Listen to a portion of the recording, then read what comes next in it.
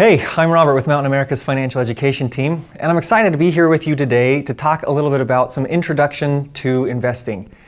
And we're not going to touch too much on retirement. This is for those of you who are probably just starting out maybe in your careers. You've got some goals that you want to invest for that are 7 to 10 years away. We're going to talk about how to get in, understanding the markets, the terminologies, and make sure that you feel comfortable getting started using investing as a tool for your financial plan.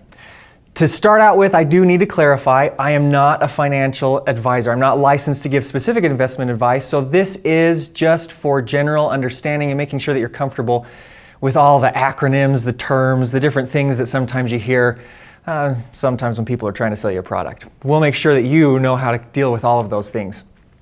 Hey, to start out with, we're actually not, though, going to talk about an investment instrument. Investing is an up and down kind of a game. And so, to start successfully doing it, we're going to learn a lesson from one of the most successful investors of all time. His name's Warren Buffett, worth billions, and made most of that through investing.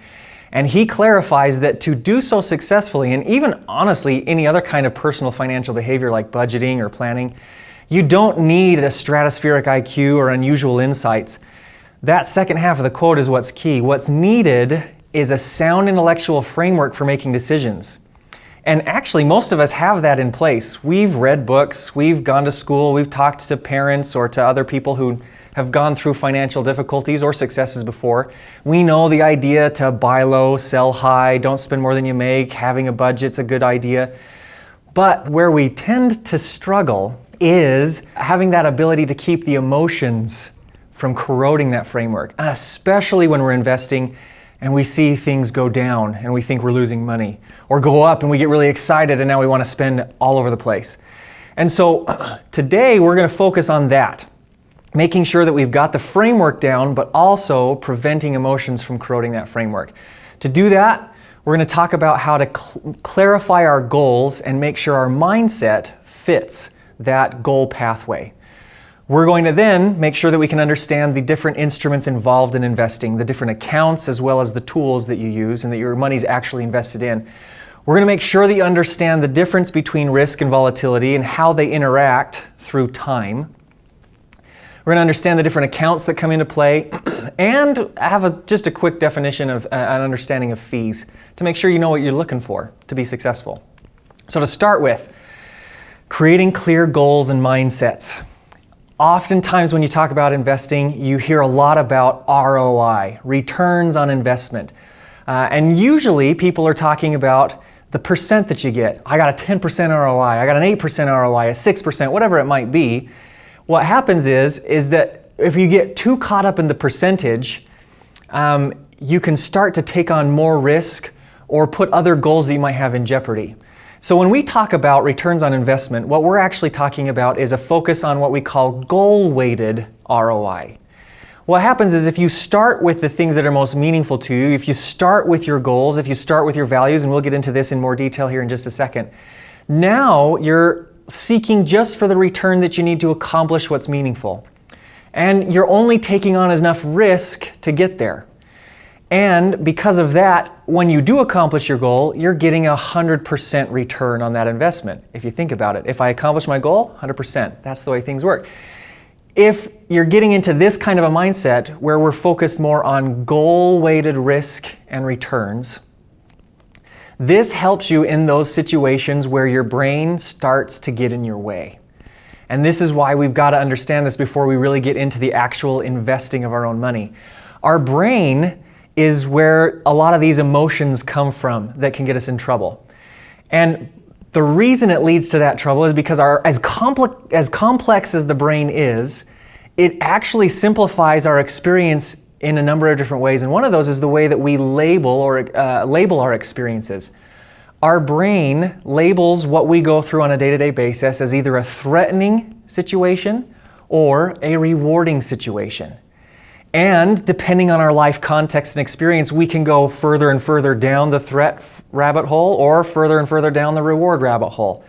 We see this in personal finances all the time. We see a sale and we feel immediately that threat, oh no, I'm going to miss out if I don't purchase this right now. Maybe even if I don't have the money for it. Or we start thinking about all the good things that are going to come out. I'm gonna buy a new TV, and I'm gonna invite my friends over. My social life's gonna improve. When in all reality, it just means you're gonna be sitting on your couch watching a bigger TV most of the time, right? But we get down these threats or reward rabbit holes, and our brain labels that, and then our context fills in the details.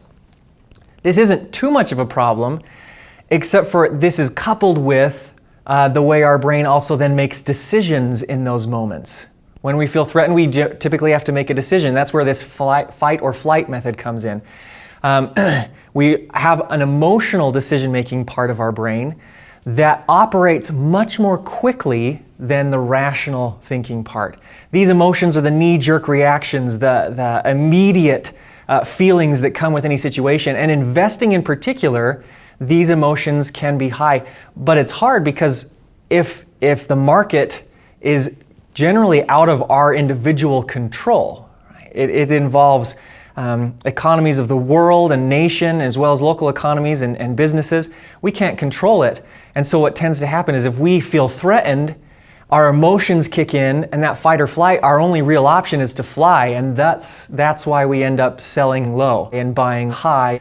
Right, we get in that trouble spot. So we need a way to make sure that our rational brain has time to kick in. And being centered on what's most meaningful to us, our values and goals, the reason we're investing. Remember, investing isn't necessarily the gambling trading that sometimes we hear about, where we're invested in one stock or doing the day trading things. Investing suggests time, purpose, commitment, and a focus. And so that's what we're talking about, is more of the historic, long-term type of returns, investing towards longer-term goals.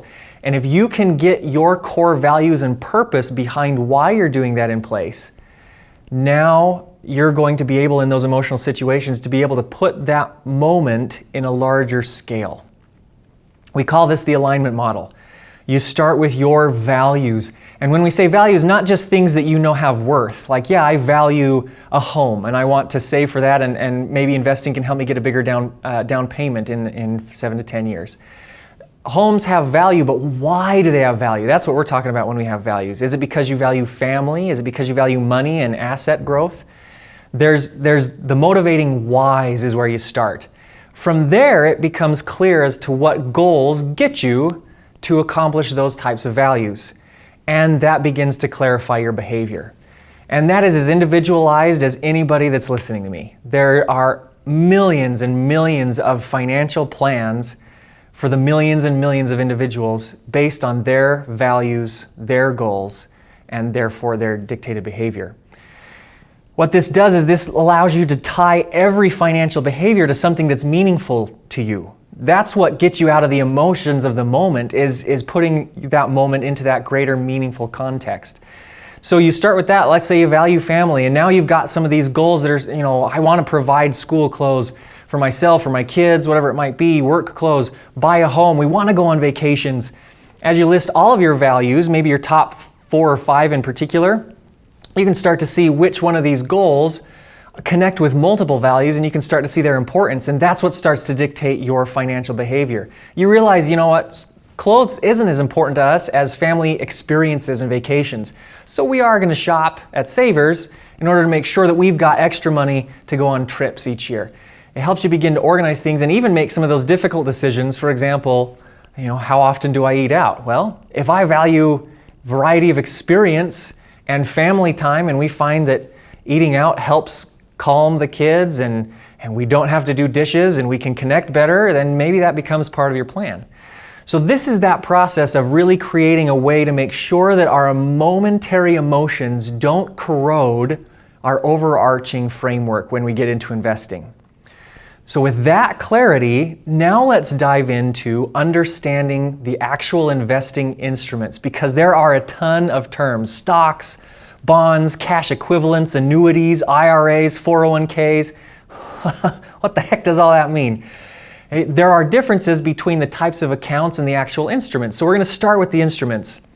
And one of the best ways I've found to help myself and others understand this is we're going to go back to our youth. When we were kids walking into the grocery store and we see the gumball machine. And even though we now realize that that is like the most disgusting gum ever made, the fact that it was colorful and tasty for 3 chews, we wanted it super bad, right? We all wanted that, so we all would try and come with a quarter.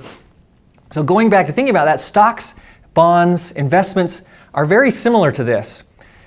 When you purchase a stock or a bond, you're purchasing a share of that company, or you're purchasing a share of the project that the bond is for.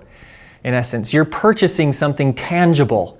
When we look at our phones or the computer, it doesn't feel tangible. It's just kind of a number there in front of us, but it really is. You own something. And that is like buying that gumball. You can buy the blue gumballs, you can buy the red gumballs. You know, some gumball machines only had one color inside of them. Sometimes people like the variety, but you are buying a tangible asset, and so you've got that gumball in hand. The price per share is like the quarter, and maybe quarters, right? We all probably have that memory where we walk into that grocery store where we hadn't been before, or maybe the one that we had been, and suddenly the gumball that used to be 25 cents now has the 2 quarters in front of it. And the frustration comes because the price increased. But that's the idea, is whatever you're paying for that tangible asset, okay, that's the price per share. The different instruments would be like the colors. Are you buying a single stock like we talked about, just a single color? Or are you buying a fund that's made up of multiple colors, multiple companies in one investment? And then the account that holds it all, this is where sometimes people get a little confused. I've talked to people in the past where they've said, yeah, I'm pretty diversified. I've got an IRA with this company and a 401k with this company. And not realizing that actually is just, it's what holds things. It depends on what's inside the 401k or inside the IRA that matters. That's the account. It's just what holds the actual tools that you're investing in, the instruments that you're investing in.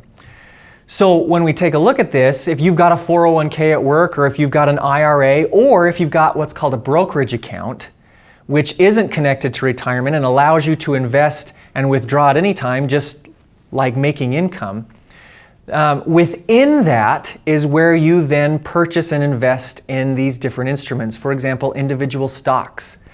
This is where we go back to what I mentioned, the difference a little bit between investing and gambling. Purchasing individual stocks can be a very valuable thing to do if you can time it right, or if you know that it's going to increase. The tricky thing is, let's say you just buy blue gumballs, for going back to our gumball example. Blue gumballs aren't really in high demand the entire year. They're probably in most demand in December. It just feels like a cool Christmassy color, right? It's definitely in demand in July with red, white, and blue. But in February, nobody's looking for blue gumballs. And so it's not going to be in demand. Its price is going to be down, and you're looking at a little bit more risk. And so you can buy individual stocks, or you can look at something called a fund, a mutual fund, an index fund, or an exchange-traded fund, where what happens is that they will pool the performance of a lot of different companies into one investment, and now you're a little more diversified. You're invested in tech companies, in healthcare companies, in construction companies, all in one place. That's the difference between when we're talking about stocks and funds. And there's lots of different kinds of funds. You probably have heard of target date funds or other different index funds. One of the most popular ones to talk about is something called the S&P 500 Index Fund. And what that is the top 500 valued companies in America. And it monitors its performance. So when we're talking about investing in the different instruments, that's one thing to keep in mind. Individual stocks are a little riskier, and we'll talk about why in a second in more detail. Funds tend to be the more historically understandable performance and performing instruments. So when we're talking about investing, that's where we tend to lead for those goals that are long-term. But one key to remember as we're talking about all of this, remember going back to the fact that you do own a tangible asset, it's all about how many shares you own. How many gumballs do you have in your hand at any given time that you can either sell or hold on to and wait for a better time to do so. Okay, so remember, you do have a tangible asset in that stock or that bond or that fund. Now that you've purchased those, now we have to understand, though, what risk is involved with holding on to those assets, holding on to those shares. And that's where we come to this discussion of risk and volatility. People sometimes use risk when they actually mean volatility. Risk is not just the ups and downs. That is volatility. When a stock goes down and up and down and up, that means it's volatile. That doesn't necessarily mean it's risky, though. Timing is what makes volatility risky. There are, however, different funds or different allocations, so the mixture of stocks and bonds or stocks and cash that are more aggressive and targeted towards aggressive growth. Those usually involve more stocks versus moderate growth or moderate volatility. And so it's not just risk, it's aggression.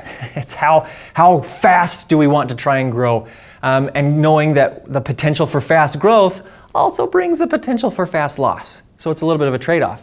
But over time, here's where we understand the value of volatility. Those ups and downs, especially if you have time, can be very valuable. We got an example here of just 5 months of investing. If we were investing $500 a month, and for easy math purposes, we're going with an investment that costs $10 a share. That gumball, so to speak, it's not 2 quarters, it's 40 quarters. But that's all right, because we got $500. And so we buy, in 1 month, we buy 50 shares, or 50 gumballs, so to speak, of this particular fund or stock. Now, if that price never changes, you might as well just put that $500 into a savings account. Because it's just staying steady. If it only goes up, that can be good, but it can be more powerful, as you can see, if it goes down before it goes up. Because what happens if you continue to invest consistently over time, that $500 and as the stock goes down to $8 in February per share, you've now bought more shares, which means your growth accelerates. Again, had nothing happened, we would have stayed at about $2,500 because that's how much we'd invested. But now because of this, our share count is over 300 and our growth at the end of 5 months has accelerated to over $3,000. So if we've got time, if we needed the money in March, that's not good. Now it's a risk. But if we've got time on our side, this volatility becomes very beneficial. And to those of you who are probably listening to this, this is targeted especially for you who do have time. That's a key thing to remember. The sooner you can start, generally, the better. And setting it and forgetting it can be such a handy tool and state of mind to help you accomplish your goals, historically speaking. Now, if you're trying to figure out how much to invest when you're trying to gauge this risk and volatility, let's talk about retirement just for a second. I know it's a long ways away, and sometimes it can feel like investing is only for retirement. We bring it up just for ease of calculation. You got to decide how much you want. In retirement, it would be what salary do I want to live with? Maybe you're not going to have a house payment, there's going to be different expenses, so it could be a higher number than what you're making right now, or it could be a lower number. For this purpose, we're going to go with $50,000. You also need to consider what you're going to make from Social Security or from other sources like that each year. It will be around in some form or another, despite what people might say. If it were to completely go away, a lot of people would be really angry. There will be some adjustments, so we work with what we have. So you have to think about either what you're starting with or what you're going to get in the case of retirement, and then you look at the remaining difference. And this can be tricky, especially for a retirement investing discussion. You also have to decide how long you want to plan for after retiring, providing for yourself. Whether that's because you decide you want to go back to work or because of your life expectancy, whatever it is, you have to plan for that and have that weird conversation with yourself. And decide if you want to leave any money after you're dead. And now it's just a simple math, right? You take the amount that you need per year, the difference from Social Security or from what you already can provide, and how long, and You just add that together. So we need, for this particular investing goal, we need a little over $550,000 in order to provide 20 years of extra salary of $27,000, almost $28,000. But remember, investing is for the long term, and there is something else that occurs over the long term that you have to remember when we're measuring the needed risk involved to attain your goal, and that is inflation. All of us have probably had a grandparent come up to us, in my day, you could buy a candy bar for a quarter, and that's just what happens. Over time, the purchasing power of the dollar diminishes and the cost of good increases. This is the effect is inflation. And so $556,000 now, when we might retire in 30 years, is actually, you're going to need $1.8 million to equate to the same purchasing power now of that $556,000. And so this is important to remember, because if you're targeting an investment that is a moderate growth that gets you the return that you need to get 556, you're actually behind. You need maybe something a little bit more aggressive for a long term to get to that 1.8 million, or investing more. It helps dictate some things. Now, aside from that, because of your youth, you have time to also start to work in investing for things outside of things that are 40 years away, where you can start to look at your goals that are 7 to 10 years away that maybe require larger amounts of cash. Maybe it's a certain crazy awesome vacation. Maybe it's you want to buy a car for cash and you've got a little bit of time that you can play with. Whatever it might be, there are lots of goals out there that have nothing to do with your 60s and beyond for retirement that you can begin to use investing as for a tool. And technology has made it even easier. We'll talk about that in a second. So same kind of a thing. Maybe you want $50,000 to put down on a home, or to buy a cabin in the mountains, whatever it might be. You're starting with $1,500. You need $48,500 left. Whenever you're planning an investment goal, it is helpful to do what I call the last possible timing. So you start out with when you want to accomplish the goal. I would love to be able to put $50,000 down on a cabin in the mountains in 10 years. But I for sure need to do it in 20 years before something happens, whether it be a change in situation, or I just know in 20 years I'm going to go crazy if I can't leave to the mountains every weekend. It's just going to drive me nuts. Whatever it might be, you create a range. And this begins to help you calculate these things. For example, if you're looking for a 10% return and you're looking for that 10-year goal, you can see you've got to invest $225 a month. That can be pretty aggressive for some people, myself included. Okay? And that means you contribute $27,000 of your own money towards that $48,000, and the rest you get from interest. But 20 years, if you're okay waiting till 20 years, look at that. Your monthly investment goes down to $52 a month. You're investing less of your money, earning more interest, and you're hitting your goal. And maybe it's something in between. But whenever you're investing or creating a goal for investing, it is extremely helpful to do this last possible timing. Not just go all or nothing on this. And this helps you also measure the volatility. If the market goes down at year 10, that's okay. You can wait until year 12 or 13. It recovers. Maybe you've hit your goal. Okay, so as you're measuring risk versus volatility, this is key because, again, timing is what makes it one or the other. Is it just volatile, or is it really risky to your goal accomplishment?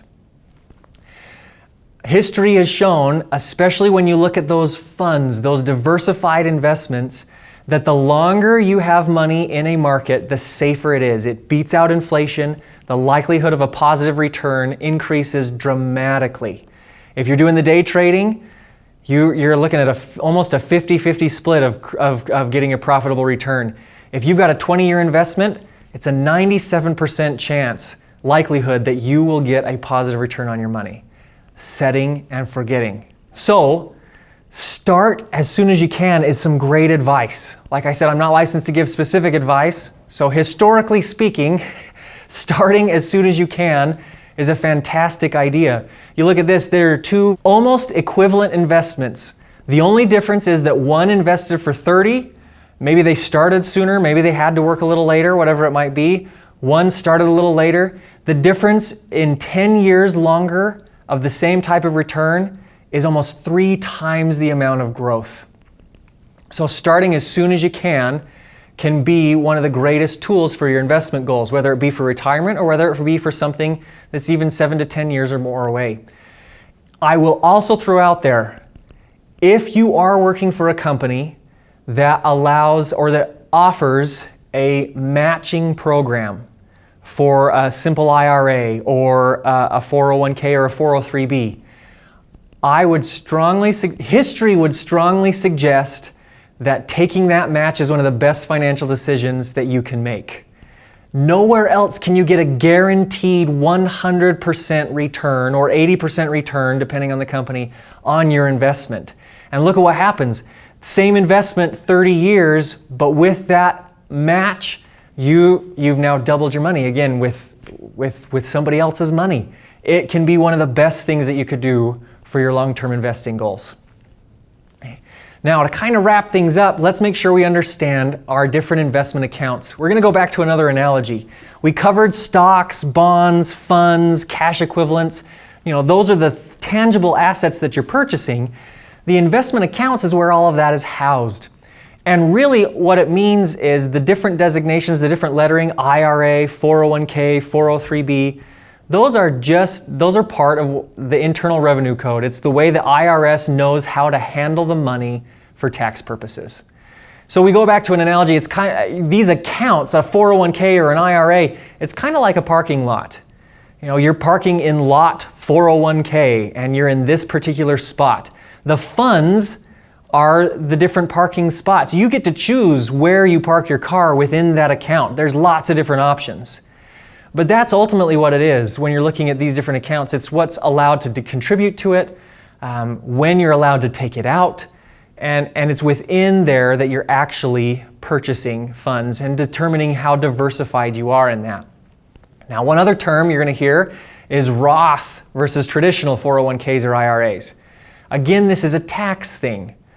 A Roth IRA or 401k means you put your money into that account and the investments within it after you've already paid taxes on it. This can be great because it means that everything in there grows tax-free. So when you do withdraw it from a Roth IRA or 401k after 59 and a half, hopefully, because you want to avoid the penalty, everything in it, you don't have to pay taxes on it. A traditional 401k or IRA is a pre-tax contribution, which means you're putting off paying taxes until you withdraw it. So when you're taking a look at it, one of the simplest ways to determine what's best for you, there can be a lot of different factors, but generally one of the best places to start is to decide your current income versus your potential future income, especially in retirement. If you're just starting out, for example, I started as a formal educator, and I started out making what a teacher makes. And I knew for sure in retirement I would be making more and pulling more from my retirement accounts at age 65 than I was at age 25. And so it made sense for me to pay taxes at age 25 and not when I'd be making more money in the future. Now, we can't predict what tax law is going to be, but that's kind of what you're starting to think. Well, when does it make most sense for me to pay tax? When am I going to pay the least amount of tax? Now, with all of these things, as we talk about these accounts, there is one other type of account we mentioned called a brokerage account. This is not connected to retirement. There's no age restriction for pulling out. There's no penalty. It's simply treated as income. And it's taxed at different rates called capital gains rates, depending on how long it's been in there. What's awesome about the brokerage account is this is what allows you to begin to use investing a little bit more flexibly for your different goals and dreams that you might want to save for.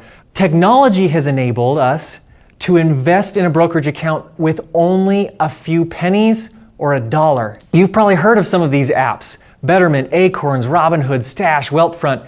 These allow you, they're called robo-advisors. They'll ask you some questions to understand your goals, the length of time you want to invest, your risk tolerance, what you're willing to experience, and they'll use algorithms to determine historical performance and suggest to you the best allocation to hit your goal. And some of them even have roundup features where you can connect a debit card, and if you make a purchase for $9.52, it'll round it up to $10 and invest the 48 cents for you. It's a way to get started easily. Technology has made it so available to anybody. Investing is no longer just for the rich, the people in the corner offices, or for the old. It's for anybody and everybody, especially if you have some tech savvy and you've got some goals that you know are coming up but are a little ways away. Starting as soon as you can be such a beneficial thing for you. With that, I often get asked, well, which one's best? So finally, we do have this conversation. Is it best to work with an advisor? Is it best to use an app? Which app is best? That kind of comes down to features and fees. Whenever you're looking at these apps, take a look. Do you need the roundup feature? Is that the only way you feel like you can really get started, or can you just do a regular contribution? What are the fees? There's always going to be fees. Even for the robo-advisors, somebody's got to keep those algorithms up to date and make sure that the computers are functioning. And so you're going to pay, but they're very minimal. But look at the features and fees. If you are looking to work with a financial advisor, which if you have significant assets, generally $5,000 or more is a good time to start looking at that for investment goals. For retirement, if you are watching this and you're getting closer to retirement, very good idea to work with a financial advisor. Same kind of thing. Look for those fees. Ask them how they're compensated. Remember that they call you their client, but they're working for you. It's your money. So interview them. Ask those questions and find out the features, if it's an app, the features and fees. If it's an advisor, make sure you connect with them, that you can work with them, and also make sure you understand how they're compensated. So that's kind of how this works as an introduction to investing, right? First, if you'll remember, you do have to get all of this financial behavior within a greater context so that you can move past the downs especially, and actually the ups if you don't get too excited and withdraw and put some of the other goals in jeopardy. Determine your values and align your goals and behaviors with your values so that you know why you're doing what you're doing in any given moment. If you need to, start that retirement calculation. You'll hear a lot of advice that you should have this amount by this age. That can be a little tricky because retirement means different things to different people. I desperately want to work at Home Depot as a 70-year-old. So bad. I want to have a little bit of extra income. I can't stand the idea of not having something else to do during the week. And so retirement to me doesn't look like I need my full income the whole time. I don't know what it looks like for you, but that's just an example. So you calculate what you're looking for, what you're thinking, again, according to what's most meaningful to you. Start investing and stay investing. Start as soon as you can, especially if you've never known about the ease in which you can get into this with some of the technology that's available.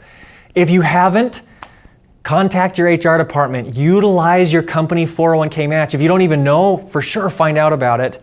And then obviously be aware of any kinds of taxes and fees. It's been a pleasure hanging out with you and hoping getting you introduced to investing basics, the terms, the accounts, the different techniques.